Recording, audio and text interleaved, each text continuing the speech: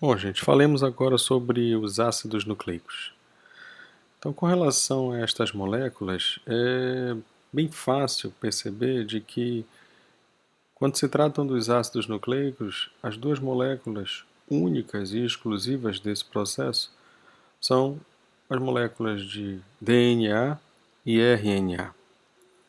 Para quem não lembra, DNA e RNA são moléculas que estão diretamente relacionadas com o processo de hereditariedade, a transmissão das características de geração para geração. O material genético está contido no DNA. DNA e RNA são ácidos. O DNA, uma sigla que corresponde ao termo ácido desoxirribonucleico, e o RNA, uma sigla que corresponde ao nome ácido ribonucleico. Assim como nós já havíamos comentado nas proteínas, os ácidos nucleicos eles são exemplos também de polímeros. Enquanto que nas proteínas os polímeros eram formados por monômeros chamados aminoácidos, aqui os ácidos nucleicos vão ser formados por monômeros que recebem o nome de nucleotídeos. Na imagem do lado esquerdo, né, da apresentação, você tem a representação de um nucleotídeo. Mais especificamente, as três partes formadoras do mesmo. Todo e qualquer nucleotídeo vai ser formado por um fosfato ligado a uma pentose ligado a uma base nitrogenada. Então, todo nucleotídeo é formado por uma pentose, um fosfato e uma base nitrogenada, tanto no DNA quanto no RNA. No entanto, veja, para construir nucleotídeos, para construir uma molécula de DNA, eu preciso de nucleotídeos que não necessariamente são os mesmos que eu encontro na molécula de RNA. Vamos por partes. Se você parar para prestar atenção no slide, você vai ver que do lado esquerdo, na parte inferior do slide, do lado esquerdo, existe assim, nucleotídeos de DNA. E aí eu coloquei para vocês, como o primeiro nucleotídeo de uma molécula de DNA, o nucleotídeo formado pelo fosfato, mais a desoxirribose, mais a adenina. Vamos relembrar algumas coisas que nós vimos lá no ensino médio e outras que foram já comentadas por nós aqui na nossa aula sobre bioquímica. O fosfato nada mais é do que um radical contendo fósforo, né? E a gente já viu isso várias vezes. A desoxirribose que você está vendo aí já foi comentada por nós lá atrás, quando nós falávamos em glicídios. A desoxirribose nada mais é do que um açúcar formado por 5 átomos de carbono. É uma pentose, gente. Não é à toa que na representação do nucleotídeo você tem uma pentose, um ciclo com 5 átomos de carbono. A desoxirribose está associada a uma adenina, e a adenina é uma base nitrogenada. Aqueles que lembram de lá do ensino médio certamente vão lembrar de que as bases nitrogenadas são adenina, guanina, citosina, timina e uracila. A gente já entra nessa questão da uracila aí. Mas vamos continuar no DNA. Então, um outro nucleotídeo que eu posso, porventura, encontrar no DNA é aquele formado pelo fosfato, a desoxirribose e a guanina.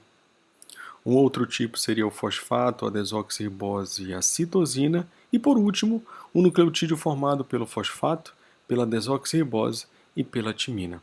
Lembrem-se, essa sequência de 3 estruturas que eu estou colocando para vocês aqui é a representação disso que nós temos aí em cima. Então, essa bolinha em vermelho na imagem, representando o fosfato, é toda essa coluna do nucleotídeo de DNA aí que eu chamo de fosfato. O que você tem aí em azul, que representa a pentose, é nada mais nada menos do que a desoxirribose. E a base nitrogenada, que é esse retângulo verde, pode ser representada no DNA pela adenina, guanina, citosina e timina. Passemos agora aos nucleotídeos que eu vou encontrar na molécula de RNA. Vamos lá. No RNA eu também vou ter fosfato em todos os nucleotídeos. Perceba que nesse aspecto não existe diferença entre os nucleotídeos do DNA e os nucleotídeos do RNA. No entanto, quando eu passo para a pentose do nucleotídeo de um RNA, essa pentose muda. Como eu não estou mais falando de DNA, eu não posso querer encontrar como pentose a desoxirribose. Muito pelo contrário. A pentose que é encontrada no nucleotídeo de RNA é a ribose. E aí eu tenho como primeiro nucleotídeo deste RNA o nucleotídeo formado por fosfato, ribose e adenina. O segundo, fosfato, ribose, guanina. O terceiro, fosfato, ribose, citosina. E o quarto, fosfato, ribose, agora sim, uracila.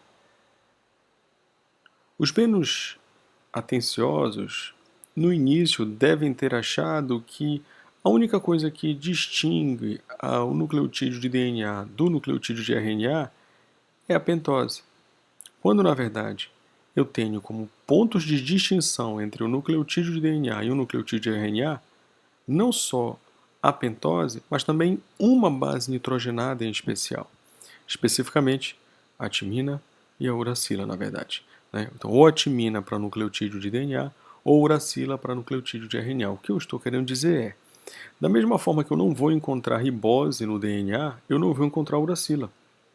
Da mesma forma que eu não vou encontrar desoxirribose no RNA, eu não vou encontrar também timina. Então, assim como existe a pentose exclusiva do DNA, que é a desoxirribose, existe a pentose exclusiva do RNA, que é a ribose, existe a base nitrogenada exclusiva do DNA, que é a timina, e a base nitrogenada exclusiva do RNA, que é a uracila.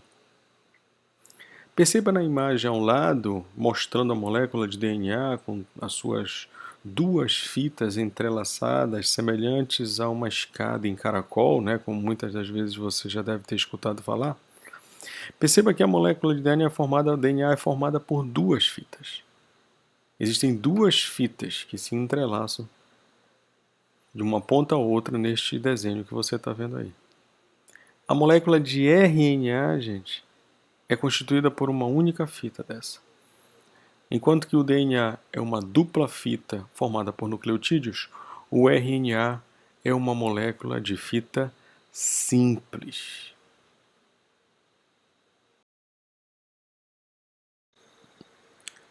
Nessa imagem fica claro o que nós estávamos falando.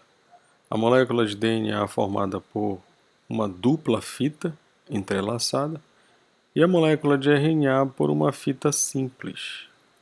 Perceba que a imagem faz questão de fazer diferença também com relação às bases nitrogenadas exclusivas. Então eu tenho adenina, guanina e citosina, ou melhor, de cima para baixo, citosina, guanina e adenina do lado esquerdo, tá, gente? Do lado da molécula de DNA.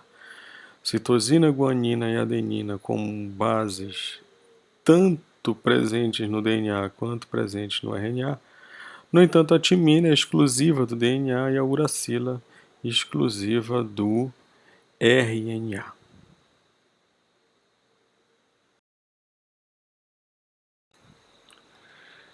Essa outra imagem, mais uma vez, traz a definição dos nucleotídeos tanto para DNA quanto para RNA. Então vamos dar uma analisada nela. Você tem do lado esquerdo uma coluna dividida nas cores amarela, marrom e cinza, creme, aqui embaixo. Então, cada uma dessas representa uma das unidades de um nucleotídeo.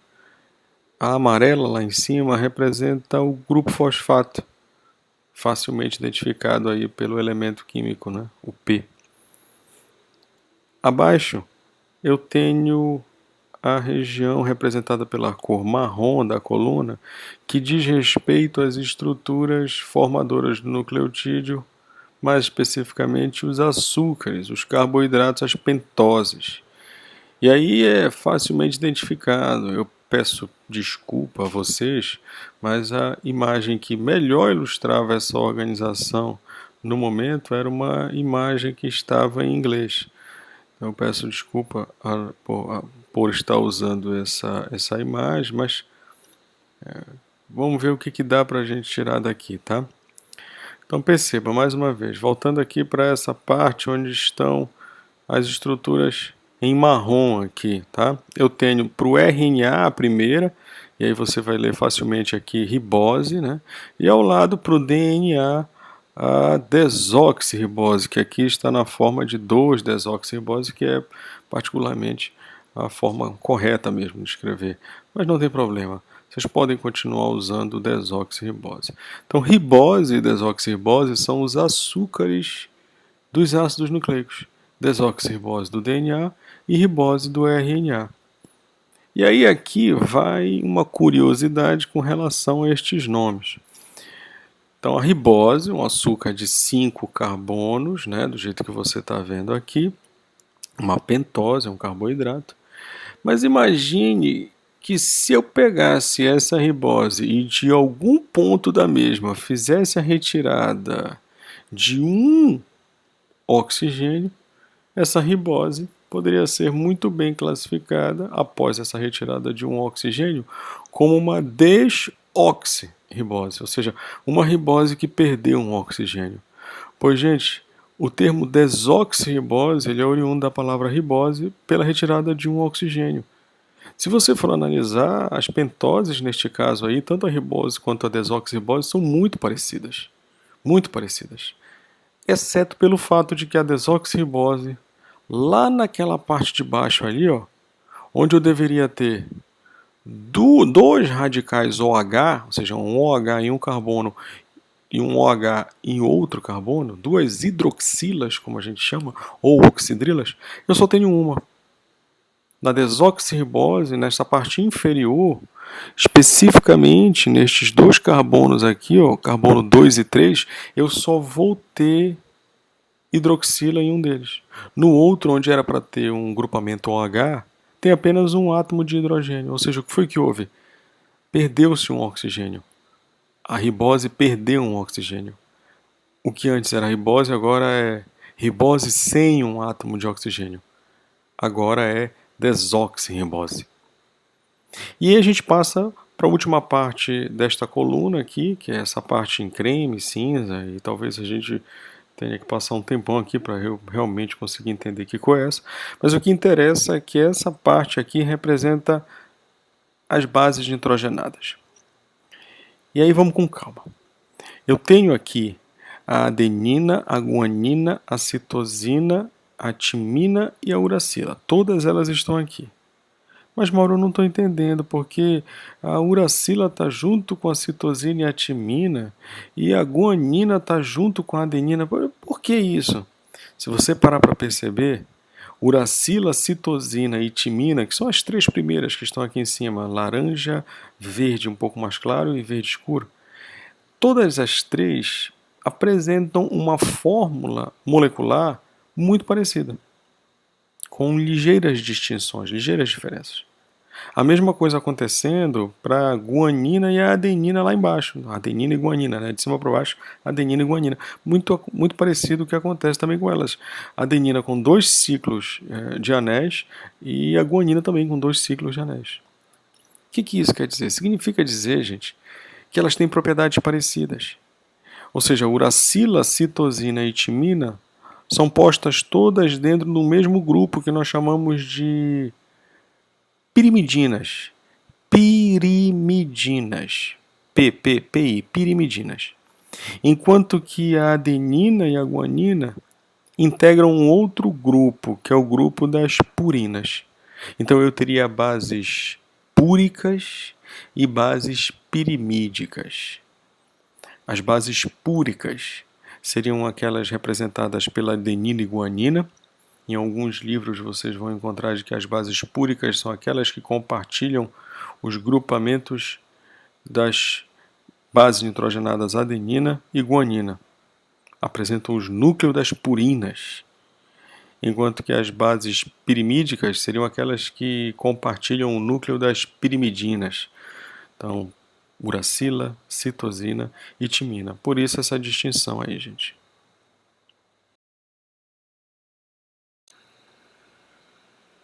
Bom, gente, aqui nós temos a molécula de DNA representada pelas suas 2 fitas de nucleotídeos, quando você consegue facilmente perceber o arranjo dos nucleotídeos ao longo das duas fitas dessa molécula de DNA, né? Então, do lado esquerdo aqui da imagem eu tenho essa molécula de DNA.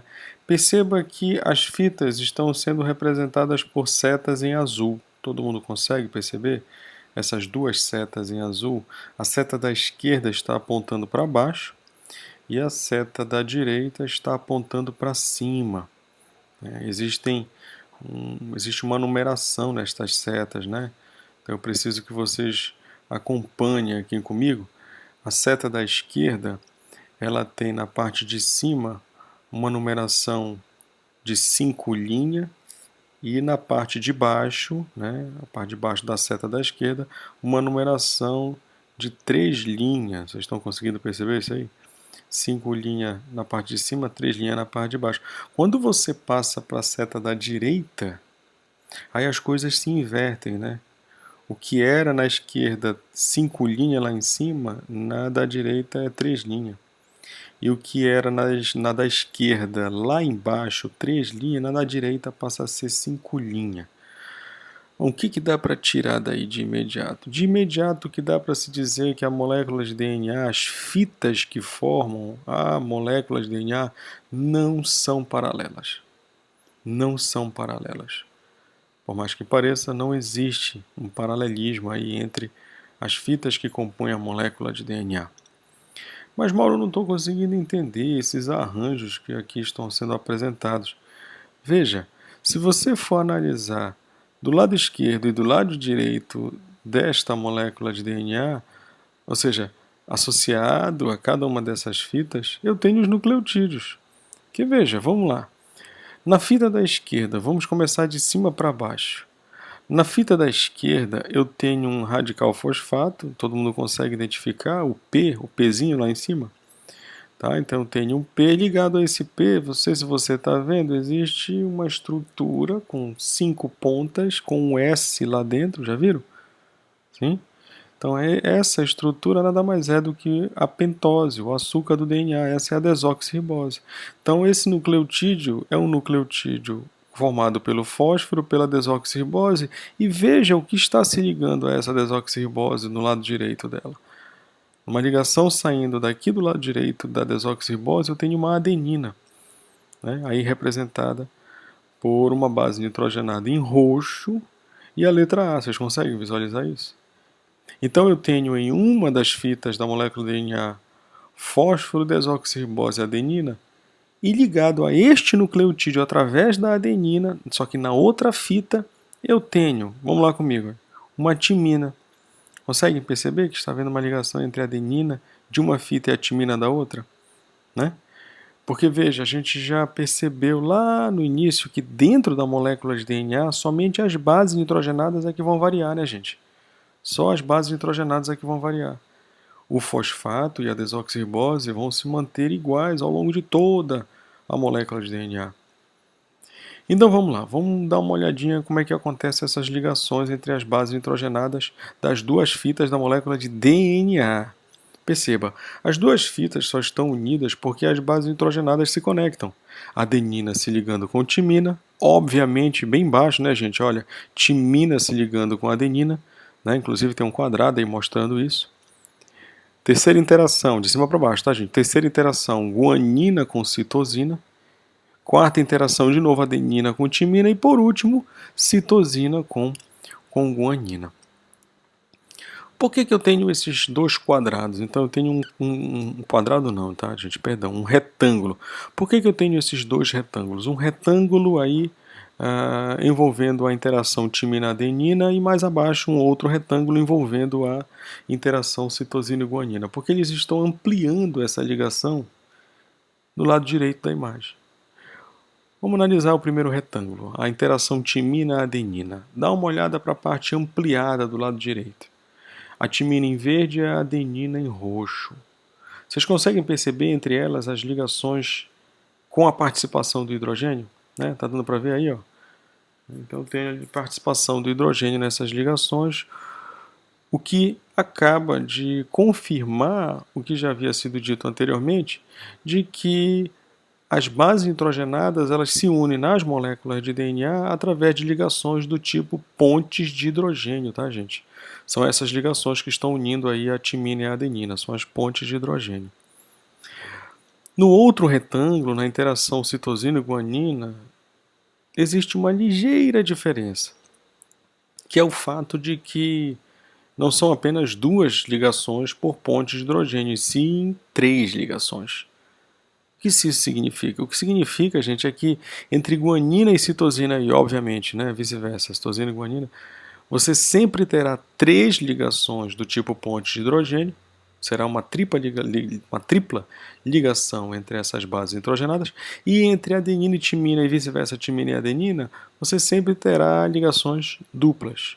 Ligações duplas entre adenina e timina, ligações triplas entre guanina e citosina. Apesar das pontes de hidrogênio serem sabidamente ligações químicas relativamente fracas comparadas às outras ligações, né, ligação covalente, assim por diante, aqui neste caso, mesmo a ponte de hidrogênio sendo uma ligação do tipo fraca, eu posso dizer que a ligação entre citosina e guanina ela apresenta uma estabilidade maior do que entre timina e adenina. Vulgarmente dizendo, eu poderia falar de que citosina e guanina apresentam uma ligação mais forte entre si do que timina e adenina. O porquê disso? Simples.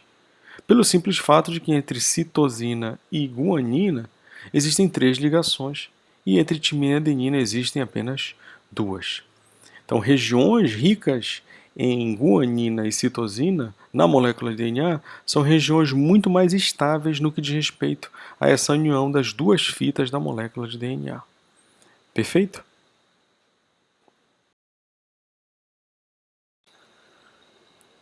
Bom, na imagem abaixo nós temos um dos fenômenos mais importantes para a manutenção de nossas células, não só de nossas células, mas para a manutenção da vida.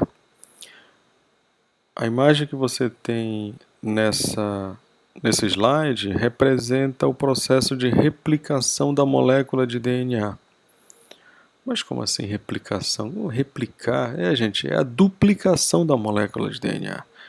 E antes de eu começar a explicar para vocês como é que isso acontece, é preciso que você consiga entender o porquê de duplicar a molécula de DNA. Primeiro vamos pensar da seguinte forma: onde estão as moléculas de DNA? As moléculas de DNA elas estão dentro de nossas células e obviamente que em maior quantidade dentro do núcleo de nossas células. No núcleo das células, estas moléculas de DNA estão constituindo unidades que nós chamamos de cromossomos.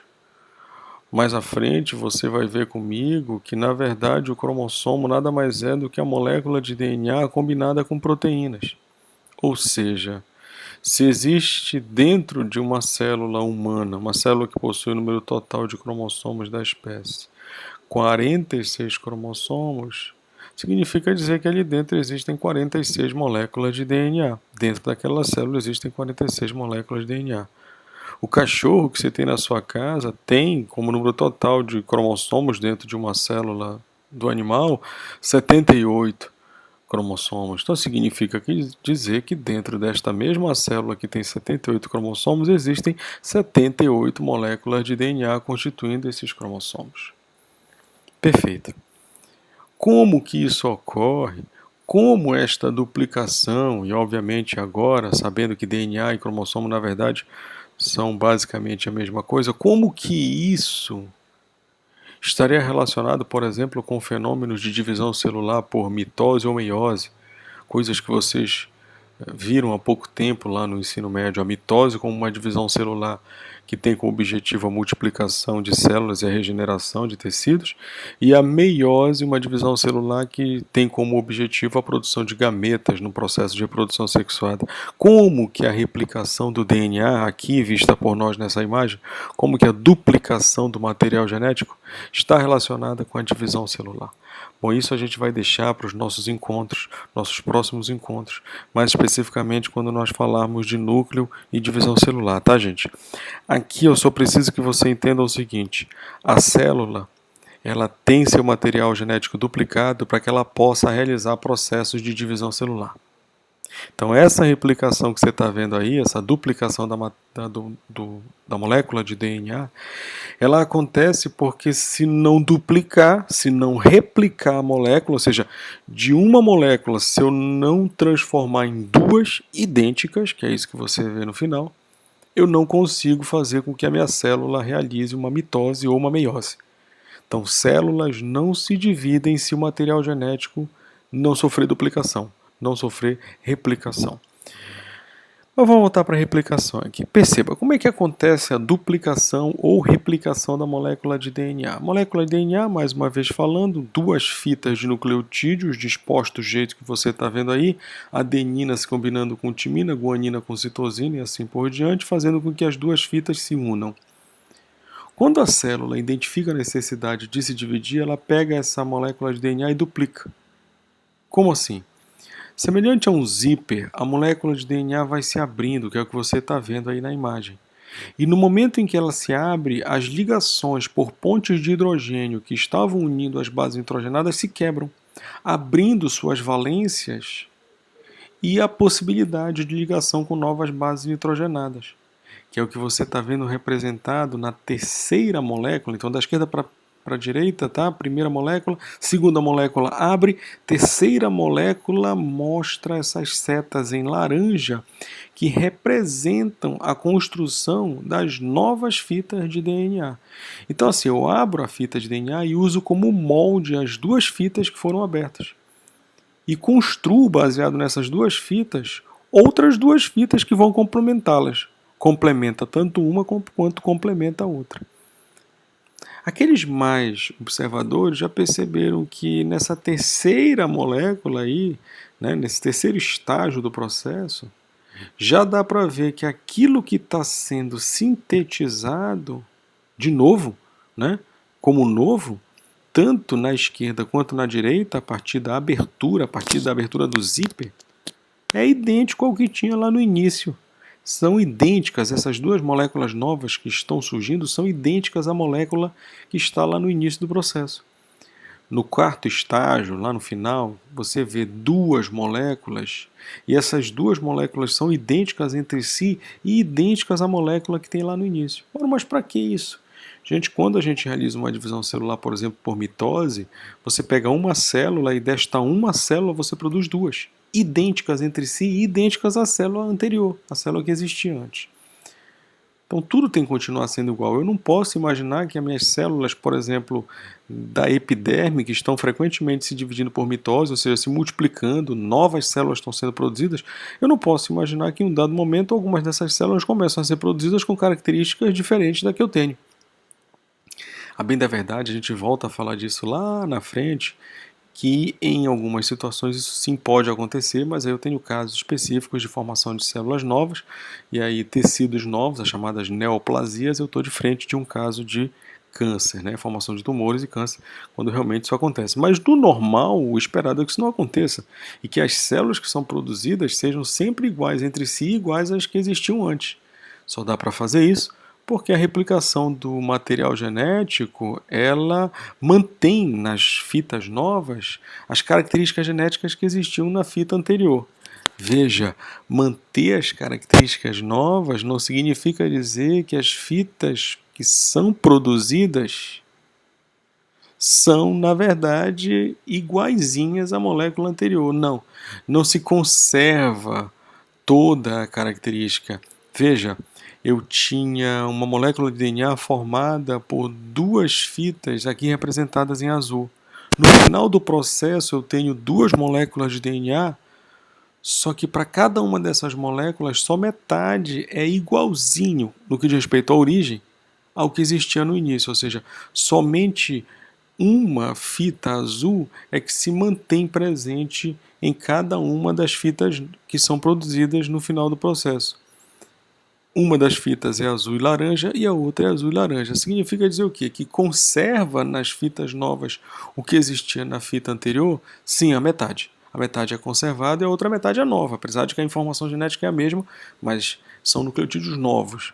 Então, por isso que nós podemos dizer que o processo de replicação da molécula de DNA ou duplicação da molécula de DNA é um processo semi-conservativo, conserva pela metade o que existia em termos físicos no início do processo na forma da molécula mãe, a molécula de DNA mãe no início do processo.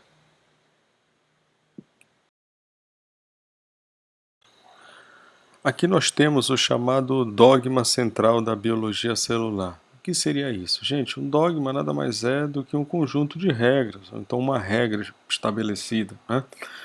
Então, religiões e mais religiões aí possuem seus dogmas, ou seja, suas regras, que obviamente precisam ser seguidas pelos seus adeptos, né? Os seguidores, eles precisam se adequar àquele dogma. Na biologia celular existe um dogma, e esse dogma diz que toda e qualquer informação genética está contida na molécula de DNA. A hereditariedade toda está registrada na molécula de DNA. Essa hereditariedade, essas informações, elas são passadas de geração para geração através da molécula de DNA. No entanto, essa informação ela pode ser retirada da molécula de DNA. Para ser retirada, ela precisa passar por um processo que nós chamamos de transcrição, que é quando a informação que está no DNA realmente é transcrita em uma outra molécula. Molécula essa que você chama de RNA. E está aí a função dele, né? É realmente pegar esta informação do DNA e seguir adiante para a síntese de determinados compostos. Então eu tenho DNA produzindo RNA através da transcrição e eu tenho depois a leitura desta informação, a leitura deste transcrito, desta molécula de RNA. A leitura desta molécula de RNA é feita em partes específicas da célula, mas o que interessa agora para nós no momento é entender de que essa leitura da molécula de RNA chama-se tradução ou síntese de proteína e, como o próprio nome já diz, o final do processo é a produção de uma proteína. Então eu tenho DNA produzindo RNA pela transcrição, RNA produzindo proteína através do processo de tradução ou síntese de proteínas, que é o que você está vendo aí na imagem do nosso slide. Perceba que existe um asterístico embaixo da seta da transcrição, né? E esse asterístico ele está diretamente relacionado com a exceção à regra. Então existe o dogma da biologia celular, DNA que produz RNA, RNA que produz proteína, mas existe uma exceção aí. Uma exceção feita a um grupo de estruturas, um grupo de micro-organismos que não possuem como material genético o DNA, que não possui suas informações contidas numa molécula de DNA. E sim, suas informações estão todas contidas, estão todas registradas em uma molécula de RNA. Poxa, mas que micro-organismos são esses? Bom, os micro-organismos que, ao invés de possuírem DNA como material genético, possuem RNA, são os chamados retrovírus, ou vírus de RNA. O mais famoso de todos eles, o já conhecido vírus do HIV, né, causador da síndrome da imunodeficiência adquirida. Então, o HIV ele não guarda suas informações em moléculas de DNA, e sim em moléculas de RNA. E como é que ele faz para poder resolver o problema dele com relação a essa sequência de eventos que precisa passar do DNA para o RNA e do RNA, sim, para a proteína? Ele utiliza uma enzima que o mesmo carrega no seu interior, chamada transcriptase reversa. Então, quando o HIV penetra numa célula, ele, ao penetrar na célula, imediatamente ele utiliza a transcriptase reversa para fazer uma molécula de DNA a partir do seu RNA viral.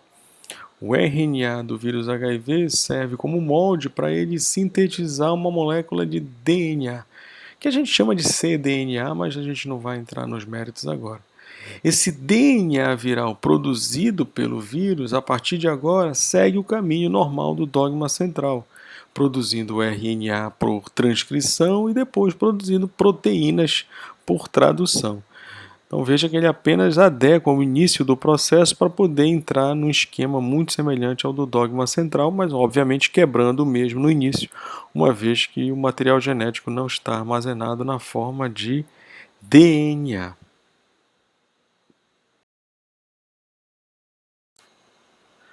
Nestas duas ilustrações que eu trago agora para vocês, está a representação de como ocorre o processo de transcrição da molécula de RNA. Então, como que a informação sai do DNA e passa para o RNA.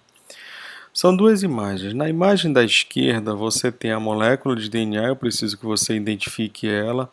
Olhe para o lado esquerdo da imagem, você vai ver ali as duas fitas, uma fita em azul, outra fita em rosa. E em um dado momento essas fitas se abrem, elas formam esta bolha, esta grande bolha aí, que inclusive recebe esse nome mesmo, é bolha de transcrição, tá? É óbvio, gente, que não é qualquer região do DNA que é transcrita, ou seja, somente são transcritas aquelas regiões do DNA que correspondem aos genes. Você tem aí um pouco mais de 20 mil genes dentro da molécula de DNA, e estes genes eles são transcritos. O resto da molécula de DNA não é transcrito, estão relacionados com regulação das próprias transcrições, relacionados com pontos de ancoragem para outras atividades do material genético ou fenômenos associados aos mesmos, mas transcritos não são. Então, esta bolha que você está vendo aí de transcrição, ela não acontece em qualquer lugar, ela acontece especificamente onde eu preciso retirar a informação do DNA, obviamente, onde está o gene, que é um segmento da molécula de DNA que tem informação genética. Perceba aí que existe uma bolinha que eu chamo de RNA polimerase, e isso é interessante falar porque lá quando o DNA agora há pouco estava se multiplicando, ou seja, se replicando, se duplicando, quem trazia aquelas bases nitrogenadas novas para compor as fitas em amarelo, aquelas fitas que já eram fitas novas, era uma polimerase, só que lá era DNA polimerase, DNA replicando e produzindo DNA é DNA polimerase. Aqui DNA produzindo RNA é RNA polimerase. Então a RNA polimerase ela faz uma leitura na fita, que é a fita onde está o gene, e a partir da sequência que tem no DNA, a RNA polimerase produz um RNA. Então lê o DNA e produz RNA. É mais ou menos assim. Perceba que a RNA polimerase ela está correndo na fita azul do DNA, ela deixou a fita rosa de lado. Por que isso? Porque não necessariamente o que eu tenho em uma das fitas é a mesma coisa que eu tenho na outra fita em termos de código genético, gente. Em termos de informação genética. Às vezes o gene está em uma das fitas só, na outra fita você não tem nada, só tem DNA que a gente chama inclusive de DNA lixo, não serve aparentemente para nada. Mas vamos passar para a imagem da direita, que fala com um pouco mais de detalhes sobre esse processo de replicação, de transcrição da molécula de DNA. Então perceba, a molécula de DNA abriu e a transcrição, a leitura está acontecendo da esquerda para a direita na fita da molécula de DNA. Então vamos lá. Perceba, na hora que abriu, a RNA polimerase já identificou que a fita que deve ser lida é a fita de baixo, né? Essa fita de baixo é chamada de fita molde, que é ela que vai servir de molde para produzir o RNA, que é essa fita que está sendo produzida em rosa. Então vamos lá. Quando eu encontro uma timina, eu preciso que você veja, né, da esquerda para a direita, identifique a primeira base nitrogenada que está aí na fita de baixo, base nitrogenada do DNA. Então as bases nitrogenadas em azul são do DNA, da esquerda para a direita a primeira é timina. Se eu encontro timina, a RNA polimerase coloca uma adenina, porque elas são pareáveis, adenina e timina, certo? quando a RNA polimerase encontra uma adenina, ela não tem como colocar uma timina, gente, no RNA. Porque não existem timinas nas moléculas de RNA. É nesse momento que ela coloca uma uracila. Não sei se você está conseguindo ver aí, ó, uma uracilazinha. Depois ela encontra uma guanina, ela coloca uma citosina, outra guanina, a RNA polimerase coloca uma citosina, timina, uma adenina, timina, uma adenina, a adenina ela volta a colocar uma uracila e assim por diante. Até o momento em que a RNA polimerase identifica que tem que parar a síntese do RNA, toda essa estrutura se desacopla, a molécula de DNA volta de novo a fechar esse zip, as bases nitrogenadas voltam a parear umas com as outras e o RNA está pronto.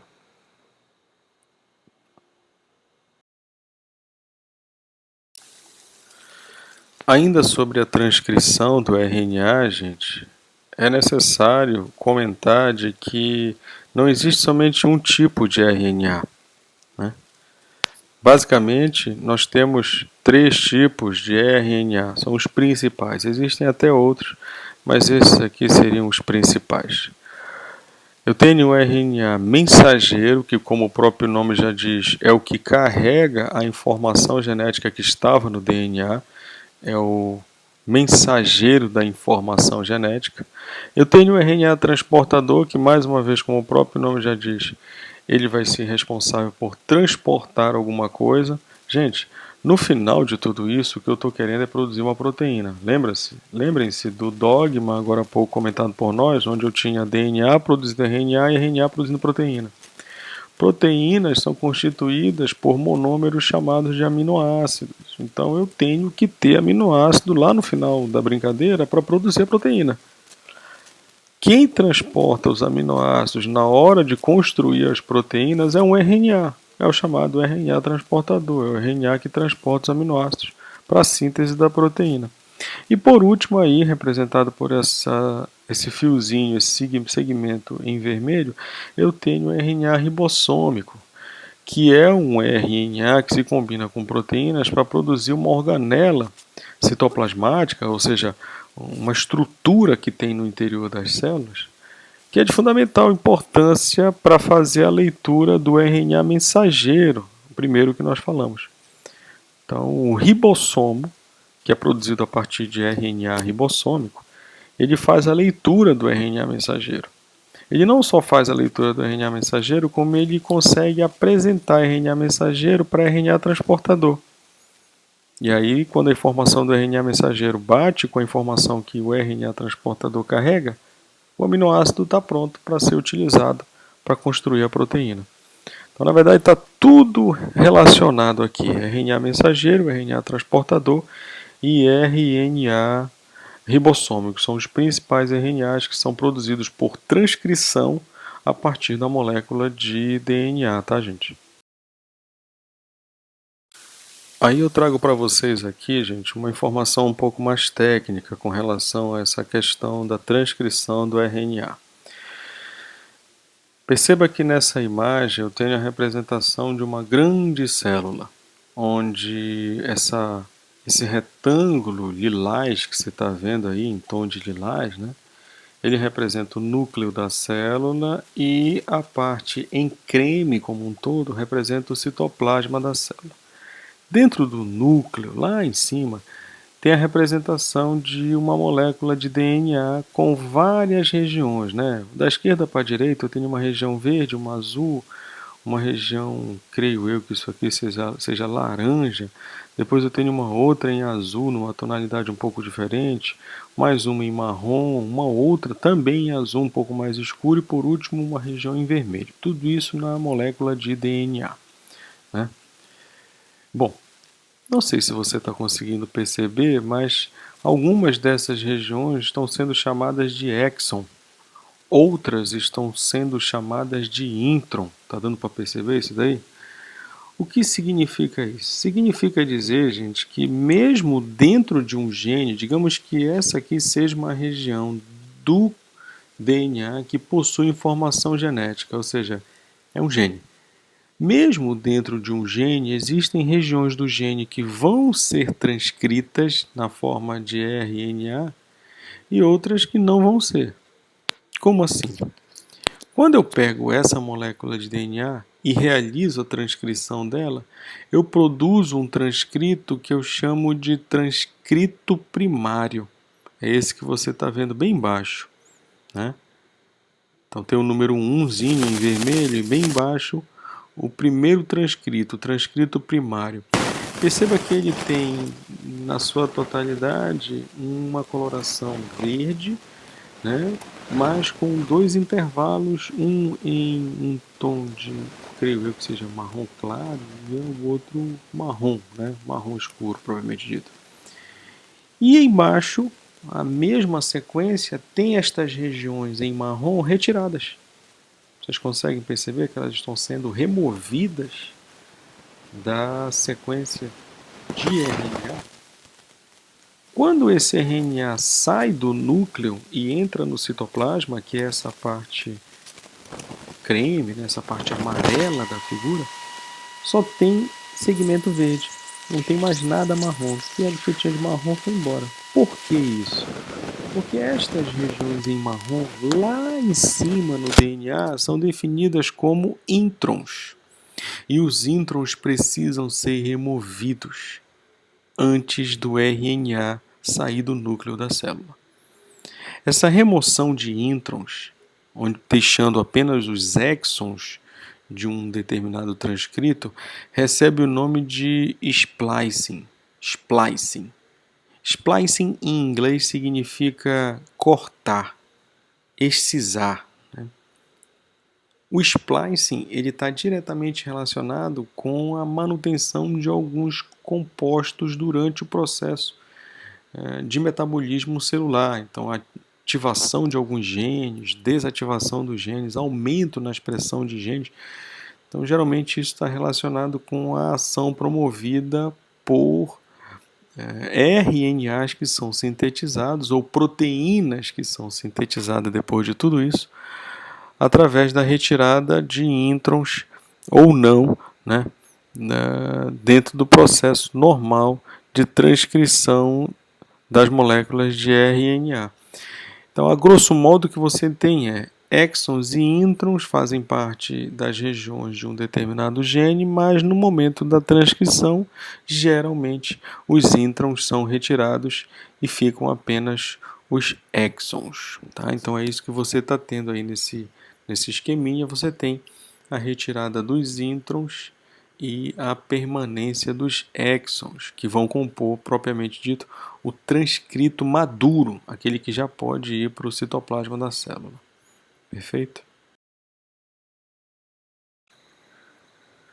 Bom, aqui nessa figura eu tenho um esquema mostrando um tipo de splicing chamado de splicing alternativo. Por quê, gente? Porque, a bem da verdade, você precisa retirar os introns. Realmente os introns eles são retirados da molécula de RNA, o RNA primário, né, que é produzido, ele é produzido com introns, e esses introns precisam ser retirados por splicing. No entanto, vez por outra, os splicings também retiram alguns exons. E aí o que você vai ter são formas alternativas de uma determinada proteína ou realmente proteínas diferentes, que é isso que você está vendo na imagem. Então perceba que no DNA eu tenho 1, 2, 3, 4, 5 exons representados pelas cores azul, verde, vermelha, um azul um pouco mais claro, que é um exon 4, e o laranja lá no final, que é o exon 5. Quando todos os exons são transcritos em RNA, e esse RNA primário sofre o splicing dos seus introns, que são as regiões entre os exons, o resultado é que você está vendo na primeira proteína, chamada proteína A. Você consegue perceber que o RNA mensageiro da proteína A, ele tem o azul, o verde, o vermelho, o azul claro e o laranja, ou seja, os exons 1, 2, 3, 4, 5, todos estão presentes no RNA mensageiro que vai sintetizar, que vai servir de informação para a síntese da proteína A.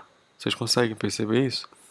No entanto, veja, na proteína A existem duas regiões de setas. Então, seta subindo e seta descendo em duas regiões. Numa alça que está na parte inferior e uma outra alça que já está na parte superior da proteína. São duas alças que eu preciso que vocês prestem atenção.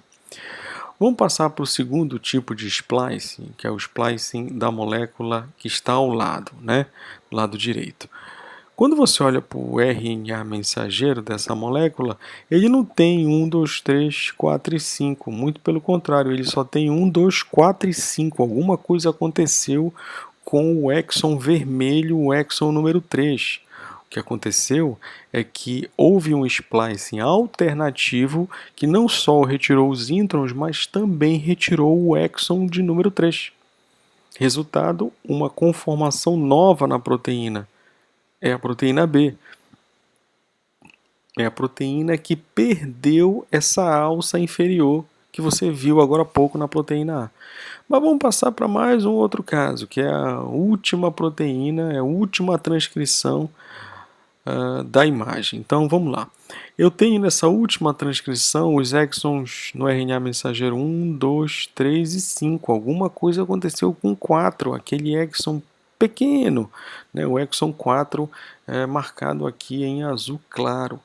Bom, o que acontece é que na hora do splicing, um splicing alternativo aconteceu e além de retirar o intron, também retirou um exon, e no caso aí foi o exon 4. O resultado é que a proteína vai ser sintetizada sem a informação do exon 4, que na verdade aqui corresponde à alça da parte superior da proteína, que nós vimos lá no início que tinha na proteína A e aqui na proteína C não vai ter.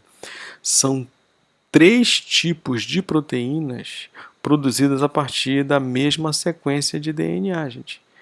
Tudo graças ao splicing alternativo. Por que eu estou mostrando isso para vocês? Porque há muito tempo atrás achava-se que um gene produzia uma proteína. Ponto. E somente isso. Hoje nós sabemos que existem as chamadas isoformas. Isoformas são formas diferenciadas de proteínas que são sintetizadas para um mesmo gene. Nesse caso aqui eu tenho isoformas de RNA. Então eu tenho o RNA mensageiro aqui, o primeiro ele tem todos os 5 exons, o segundo não tem o exon 3 e o terceiro não tem o exon 4. Então são isoformas de um gene, que é o gene que está lá no DNA, mas que por conta do splicing alternativo acaba produzindo transcritos diferentes e no final também proteínas diferentes. Bom, pessoal, agora como último estágio do tal dogma que nós havíamos comentado agora há pouco, né? Já falamos da replicação, já falamos da transcrição e o último estágio seria a síntese de proteínas ou a tradução, né? A gente chama tradução, gente, porque o que precisa ser feito para produzir a proteína é traduzir o que tem no RNA, mais especificamente o RNA mensageiro, como uma informação que foi trazida do DNA. Né? Então, como é feita uma tradução do RNA mensageiro, a síntese de proteínas, que é o resultado dessa tradução, também chama-se tradução. Então, é tradução ou síntese de proteínas, tá? Então, vamos lá. Perceba que eu tenho aqui no esquema a representação de uma célula com seu núcleo e no interior do seu núcleo o DNA. Então lá em cima, né, eu preciso que você identifique lá em cima, eu tenho uma molécula de DNA e desta molécula de DNA vão ser retiradas informações contidas em 3 regiões. Seriam 3 genes.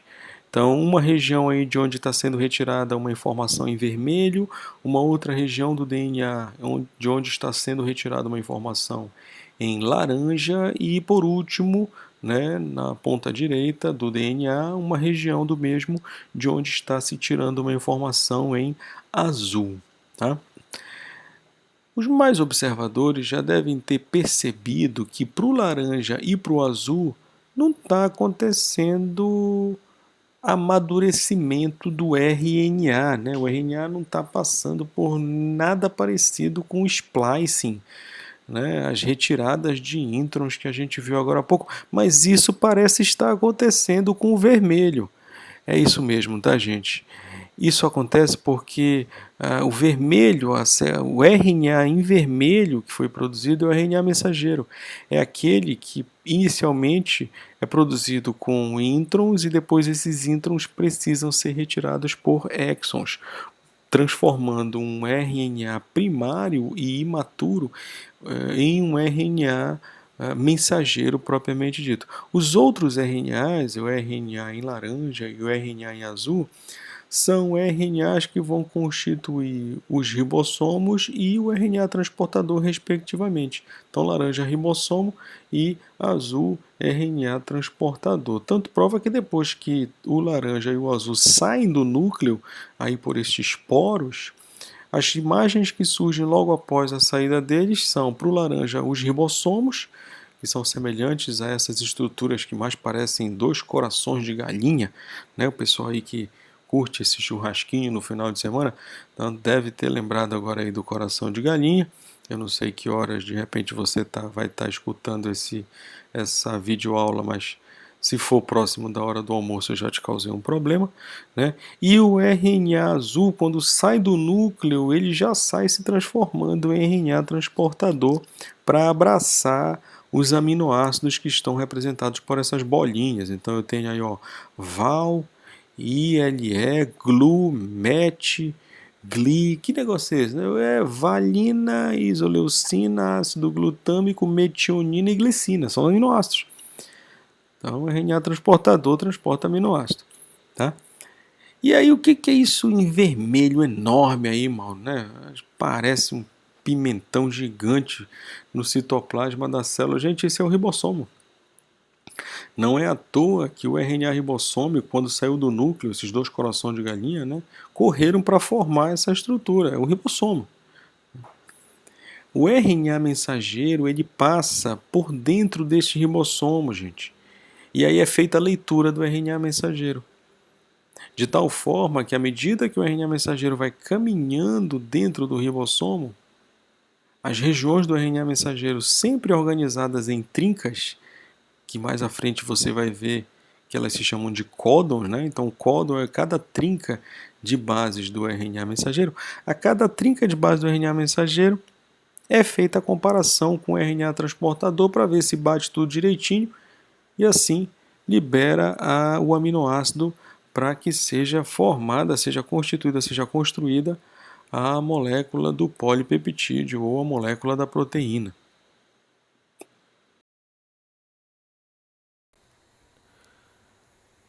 Nesse slide eu tenho uma imagem muito semelhante ao que estava acontecendo no slide anterior. Perceba, eu preciso que você entenda, eu preciso que você consiga identificar, na verdade, que eu tenho uma molécula de RNA mensageiro, essa fita que está passando aí embaixo, né? Então essa fita laranja, com todos esses códigos, todas essas bases nitrogenadas, é o RNA mensageiro. Eu preciso que você identifique o ribossomo, representado aí por essa grande estrutura cinza, e eu preciso que você identifique de que neste ribossomo estão acoplados, estão ligados dois RNAs transportadores. Um desses RNAs transportadores está localizado no sítio P e o outro RNA transportador está localizado no sítio A. Estes sítios, na verdade, são dois locais de entrada de RNA transportador. Para quem não está lembrado, RNA transportador, como o próprio nome já diz, transporta aminoácido.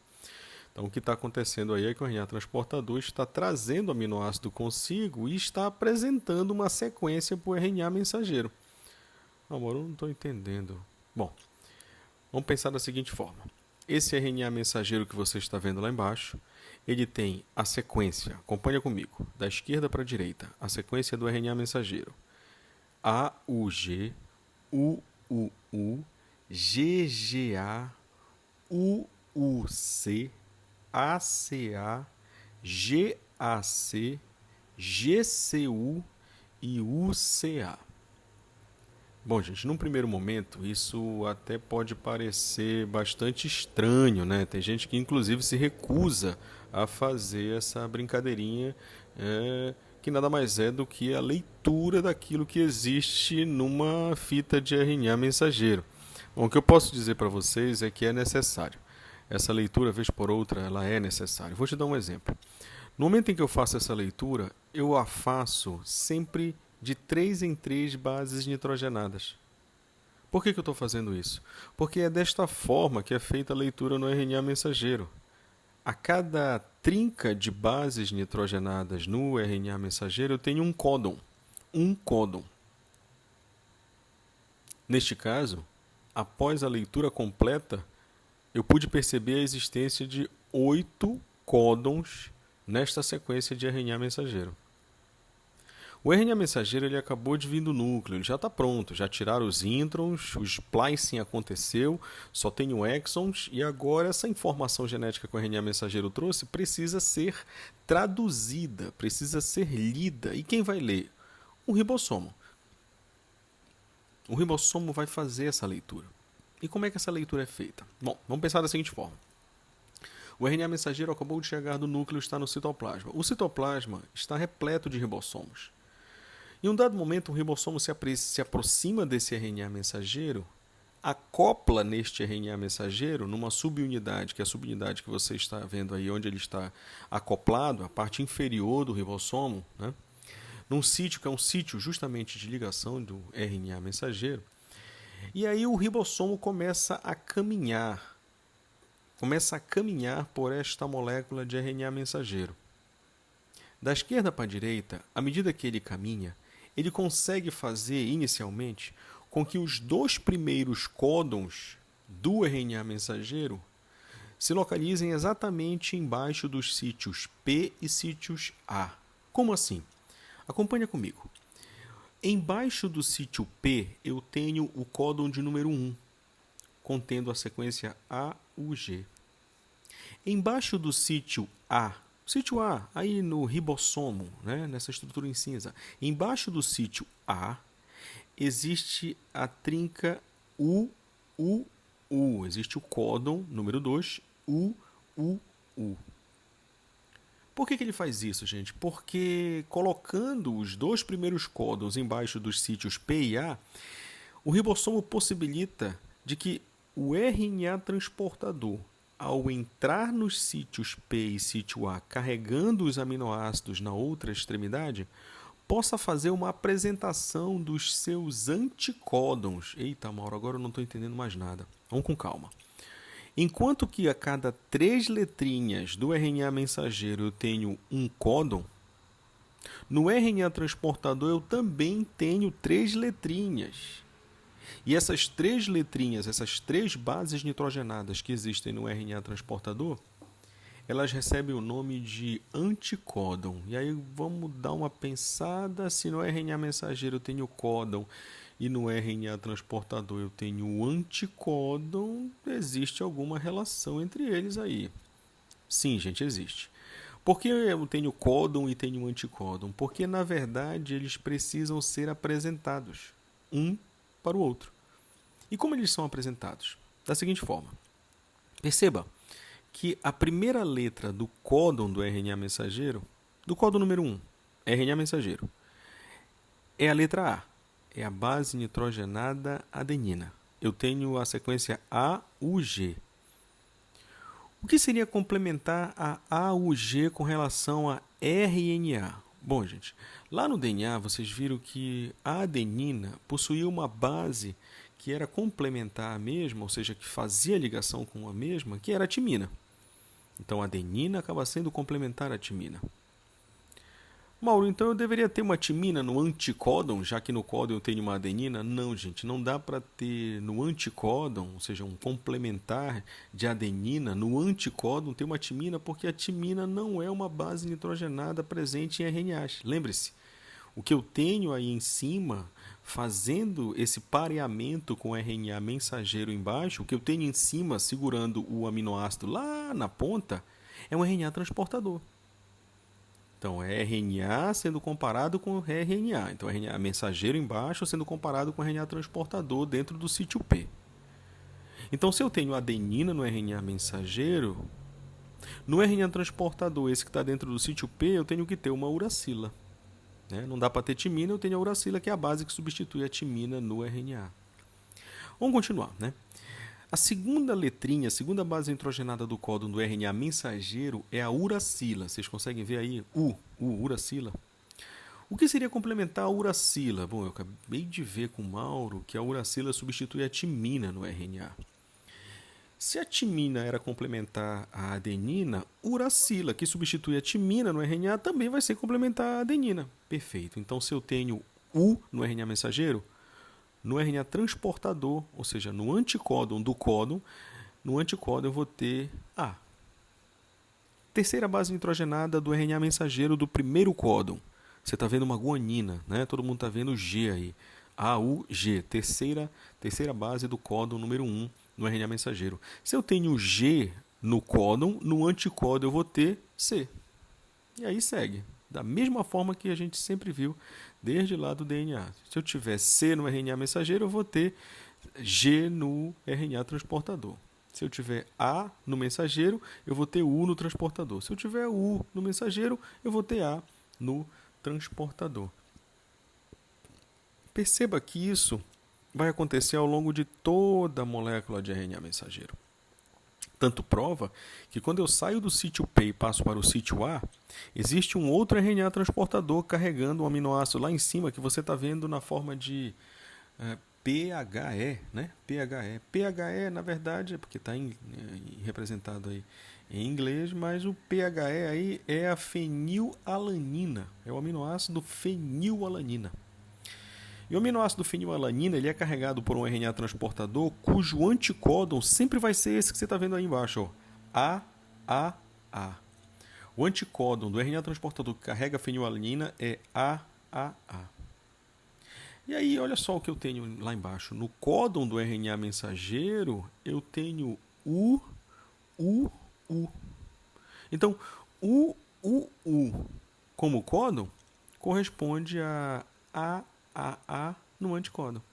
Perfeito? Mas, Mauro, para que tem que haver esse pareamento, né, de códon com anticódon no ribossomo? Né, exatamente do jeito que a gente está vendo aqui, gente, tem que haver. Porque somente quando bate códon com anticódon é que aquele aminoácido lá em cima é liberado pelo RNA transportador. A ligação entre o RNA transportador e o aminoácido lá em cima só é quebrada liberando o aminoácido para formar a proteína, né? Para se somar outros aminoácidos formando a proteína, se bater códon com anticódon. Mano, então quer dizer que outros RNAs transportadores com outros anticódons carregando outros aminoácidos podem entrar nesses sítios aí? Podem, não só podem como entram.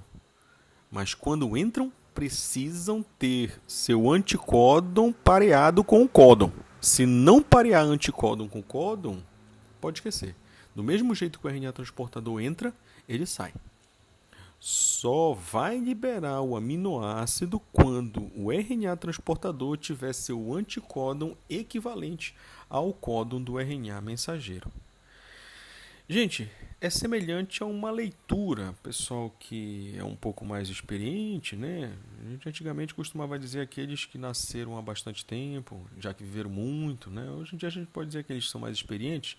Pegaram muito tempo atrás um processo de leitura de músicas que a gente chamava de leitura em cassete. Então tinha uma fita, literalmente era uma fita cassete, que você colocava num aparelho e nesse aparelho existia um leitor que a gente chamava inclusive de cabeçote. Era uma estrutura que conseguia fazer a leitura daquela fita magnética que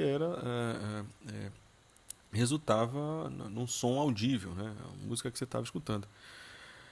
Então, semelhante à fita daquele cassete, né, a fita cassete, o RNA mensageiro ele vai passar pelo ribossomo e o ribossomo vai fazer a leitura. O ribossomo seria aquele cabeçote dos antigos toca-fitas.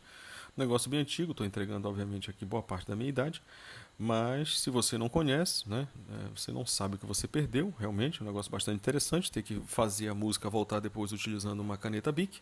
Se você não está entendendo nada disso, eu sugiro que você vá perguntar para um tio ou para o seu pai. Mas o que eu preciso que você entenda aqui é que esse ribossomo ele vai correr nessa fita de RNA mensageiro. Depois que ele fez essa leitura, sai o RNA transportador do sítio P, o RNA transportador que está no A passa para o P, e libera o sítio A para mais um RNA transportador entrar. Ou seja, a grosso modo, o RNA transportador que está do lado esquerdo aqui, ele sai. No que ele sai, o do direito passa para o esquerdo. Libera o sítio A. Liberou o sítio A, entra outro RNA transportador. E assim vai, fazendo o pareamento de todos os códons com os anticódons para liberar os aminoácidos. Perfeito? Só mais uma coisinha. Os mais atentos já devem ter percebido que o primeiro aminoácido ali, a metionina, representada por met, né, tem uma setinha saindo dela e está dizendo assim, primeiro aminoácido da proteína. Um negócio meio óbvio, né? Eu estou vendo aqui que você está mostrando para a gente como é que é a síntese da proteína, e aí o primeiro aminoácido, obviamente, que vai ser esse que está na primeira posição do RNA mensageiro, códon 1, obviamente vai ser o primeiro aminoácido.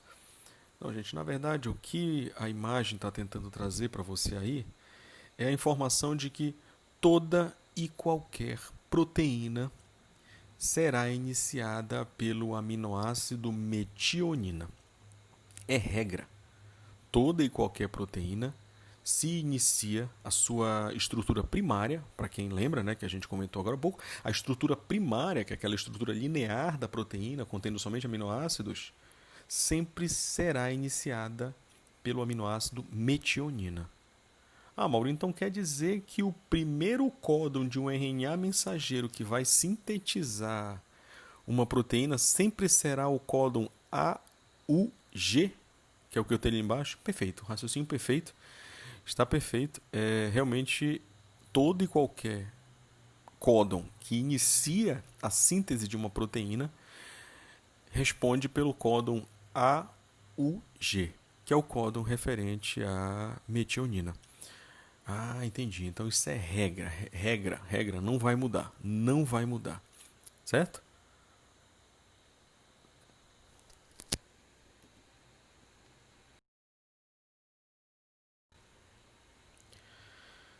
Bom, então vamos lá. Aqui neste slide eu mostro para vocês a utilização de uma tabela que nós chamamos de tabela de códons de RNA, né, tabelas de códons para síntese de proteínas.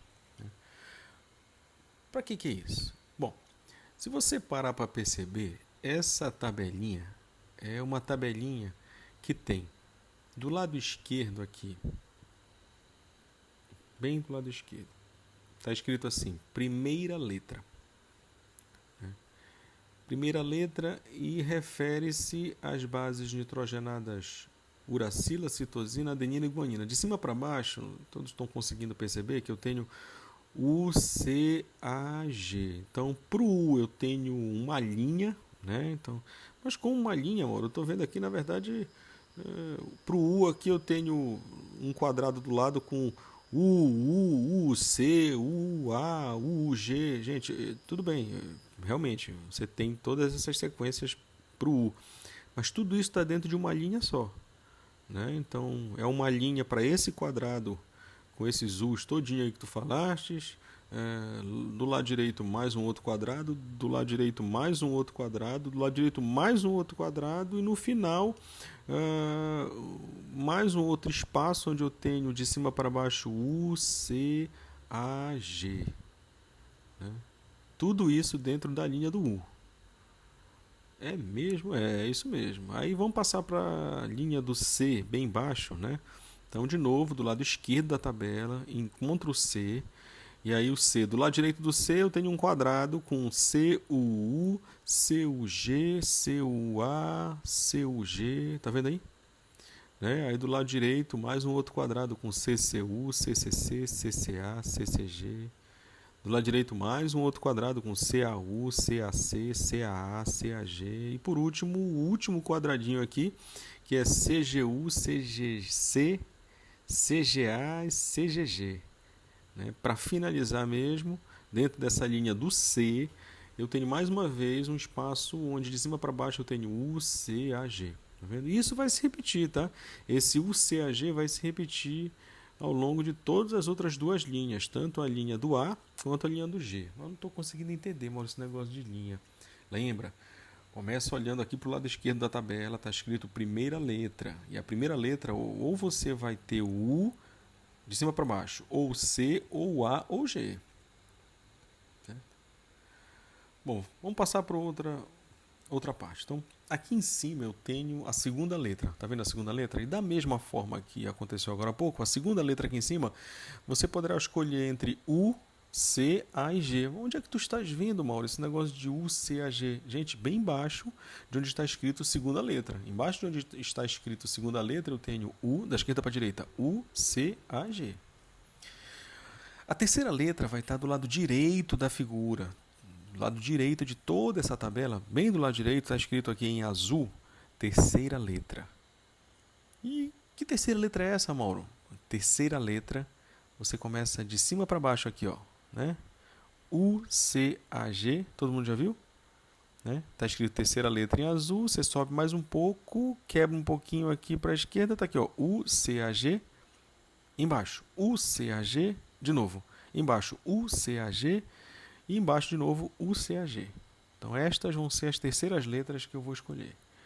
Então vamos recapitular. Primeira letra, quais são as opções que eu tenho? De cima para baixo, U, C, A, G. Segunda letra, lá em cima, quais são as opções que eu tenho? U, C, A, G. Terceira letra, aqui no lado direito da tabela, quais são as opções que eu tenho? U, C, A, G, U, C, A, G, U, C, A, G e U, C, A, G. Rapaz, eu não estou entendendo nada. Calma, você vai já entender. Vamos lá. Vamos voltar para a nossa tabelinha não, nossa imagem do lado esquerdo, onde eu tenho o ribossomo fazendo a leitura do RNA mensageiro. Todos acompanhem aí o ribossomo fazendo a leitura do RNA mensageiro. O ribossomo, lá no sítio P, o ribossomo deixou um RNA transportador carregando metionina entrar no sítio P. No que ele entrou no sítio P, ele pareou o RNA transportador, fez o pareamento do seu anticódon UAC com o códon AUG.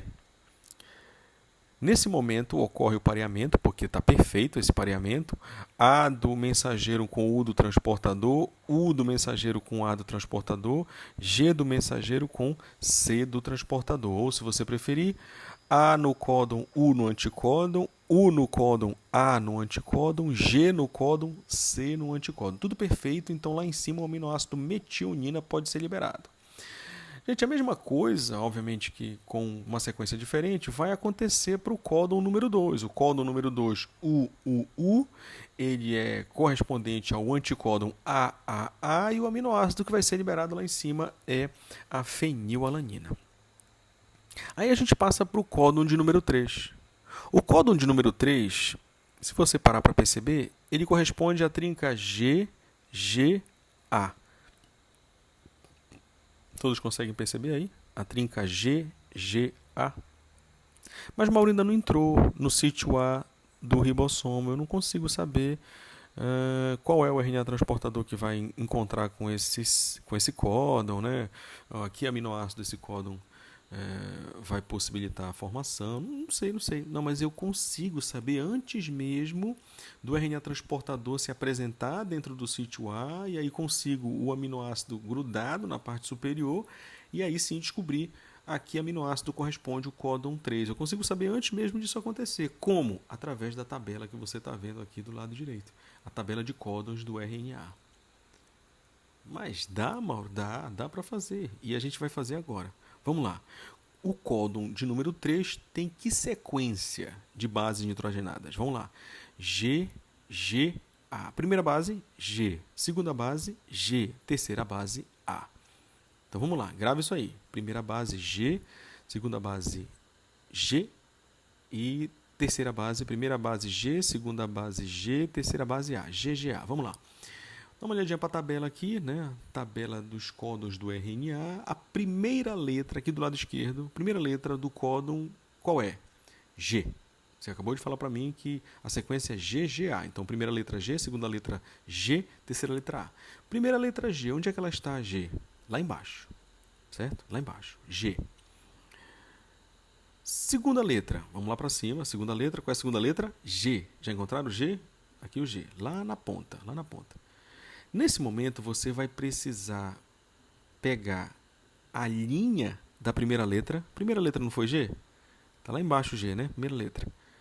O seu aminoácido está nessa linha. Nessa linha, toda essa linha que corresponde ao G. Como assim, Mauro? Gente, o seu aminoácido pode ser esse primeiro aminoácido que está aí logo do lado direito. Está escrito Val. Val, tá vendo? Val, valina. Ou pode ser a alanina, logo do lado direito. Ou pode ser a asparagina. Ou pode ser o ácido glutâmico. Abaixo, bem embaixo, né? GLU. Ou pode ser a glicina, GLI. Lá no finalzinho. Poxa, mas aí, mano, fica complicado, né? Todas essas opções, não, você não vai ter todas essas opções. Eu disse que pode ser, uma vez que eu só estou com a primeira letra, o G. Quando eu pego a segunda letra, também G, e ela vem lá de cima, ela me diz que o meu aminoácido está dentro deste último quadrado aqui, onde está a glicina. Consegue perceber? O último quadrado. Eu elimino o quadrado onde está Val, né? Não está aqui meu aminoácido, não é valina. Elimino o quadradinho que tem as 4 sequências para alanina, ALA, LA, ALA, elimino. Elimino o quadradinho onde eu tenho a asparagina, ou seja, o ASP e o ácido glutâmico, o GLU, e fico só com GLI, o GLI, o último quadrado aqui. Por quê? Porque esse último quadrado é resultado da combinação da primeira letra G, que vem do lado esquerdo, ó, com a segunda letra, que também é G, que vem de lá de cima. Está aqui, ó. Tá, e a terceira letra? Bom, é só lembrar qual era o códon. O códon não era GGA? Então, primeira letra G, segunda letra também G, terceira letra A. Eu vou procurar aqui do lado direito. Aqui do lado direito, bem do lado do quadrado onde está a glicina, o GLI. O quadrado que eu já descobri que é o quadrado onde está meu aminoácido, graças à primeira e à segunda letra. Então, vou procurar o A aqui do lado. Então, eu tenho UCAG. Justamente na posição onde está o A, eu tenho o códon que eu estou procurando, GGA. Vocês conseguem perceber aí? Ó? Na mesma posição onde está o A, do lado esquerdo, eu tenho aqui ó, GGA. GGA corresponde ao aminoácido glicina. Um aluno que está bem antenado na explicação, levanta a mão e diz assim, mas olha, Mauro, deixa eu te perguntar uma coisa. Qualquer um que tu escolhesses aí dentro desse quadrado ia dar o mesmo aminoácido, glicina. Perfeito, gente, perfeito. Perfeito. A glicina, aqui neste caso, ela pode ser produzida tanto pelo códon GGA, que é o códon do nosso exemplo, né? O códon número 3 ali do RNA mensageiro é GGA, como também ela pode ser sintetizada pelo GGC, GGU e GGG. Essa característica do código genético, ou seja, onde um aminoácido pode ser sintetizado por mais de uma trinca do DNA ou mais de uma trinca do RNA, né? Mais de um códon do RNA mensageiro, é o que confere ao código genético a característica de degenerado. O código genético ele é degenerado, ou seja, um aminoácido pode ser sintetizado por mais de um códon. Gente, existe uma vantagem muito grande nisso. Que vantagem é essa? Caso um determinado ponto da molécula de DNA sofra uma mutação, que nada mais é do que uma mudança, né? Mutação significa mudança. Mas, Mauro, por que vai sofrer uma mutação? Existem vários fatores que podem levar a um processo de mutação, a gente não vai entrar em detalhes aqui, vamos deixar lá para frente, mas imagine que acontece uma mutação, e aí lá naquele ponto da molécula de DNA, onde tinha uma letrinha, mudou para uma outra letra. Né? Então, de repente, onde tinha um A, mudou para um T, digamos assim, né? De A mudou para T. Então, gente, mudando de A para T, uma determinada região lá no DNA, não necessariamente ocasionará um problema muito sério, dependendo do local onde aconteceu essa mudança. Porque essa mudança acontecendo no DNA, automaticamente o RNA mensageiro vai ser produzido com essa mudança e o esperado é que a proteína também seja produzida com essa mudança.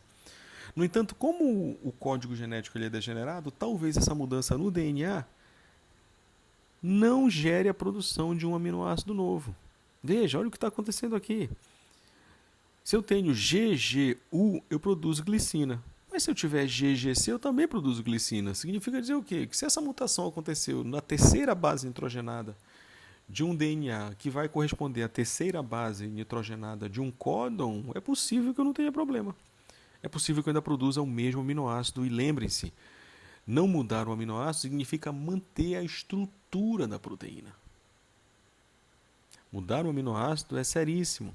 Lembrem-se da anemia falciforme.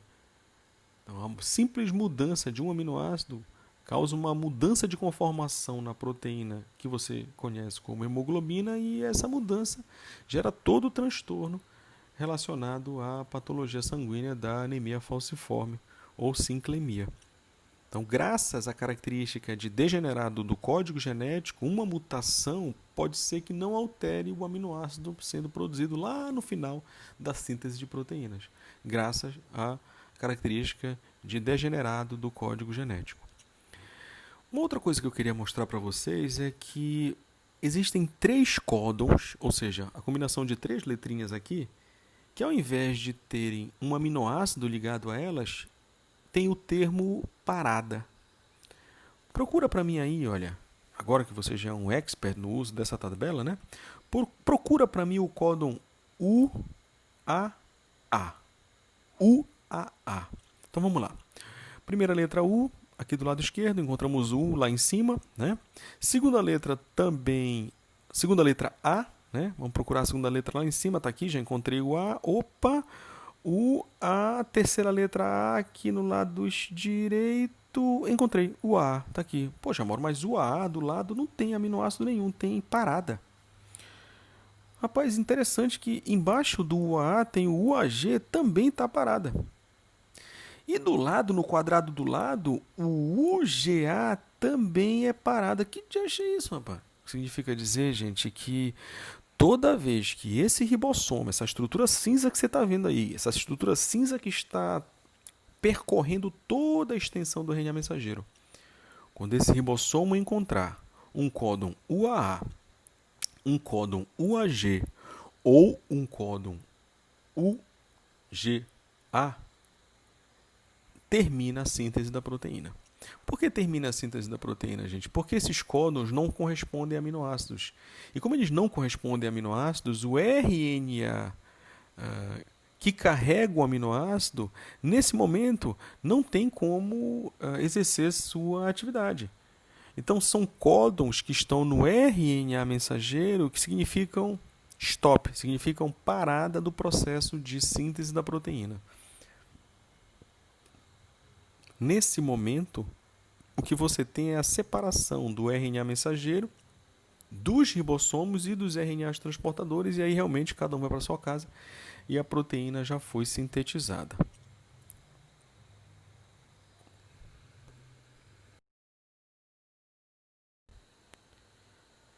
Bom, então olha só.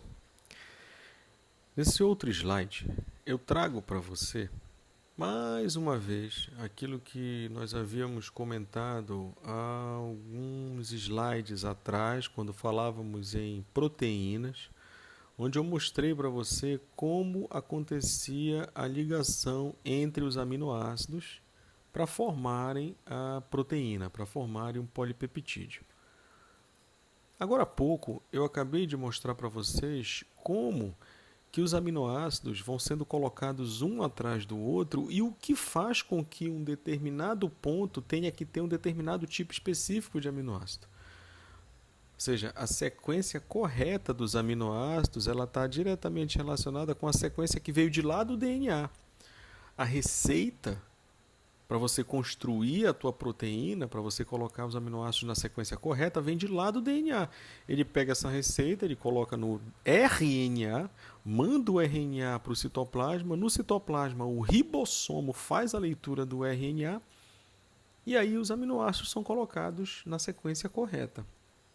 Lembra que eu falei agora há pouco que o RNA transportador ele só libera o aminoácido quando o anticódon dele bate com o códon do RNA mensageiro? Né? Apenas quando ocorre esse pareamento é que o RNA transportador libera o aminoácido.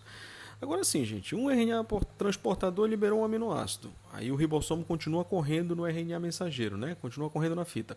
O outro RNA transportador bateu o códon com o anticódon, liberou também o aminoácido. O outro RNA transportador bateu o anticódon com o códon, liberou o aminoácido. Quando você vai ver, você tem uma quantidade de aminoácido liberada pelos RNAs transportadores, tudo vagando de um lado para o outro. Não dá para ser assim. Não dá. Então, à medida que o RNA transportador libera um aminoácido lá no sítio P,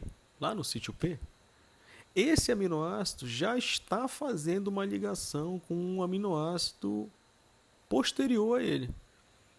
Então, assim, à medida que os aminoácidos vão sendo liberados pelos RNAs transportadores durante esse caminhar que o ribossomo faz pela fita de RNA mensageiro, à medida que os aminoácidos vão sendo liberados, eles vão se unindo através de ligações peptídicas. Tem que unir.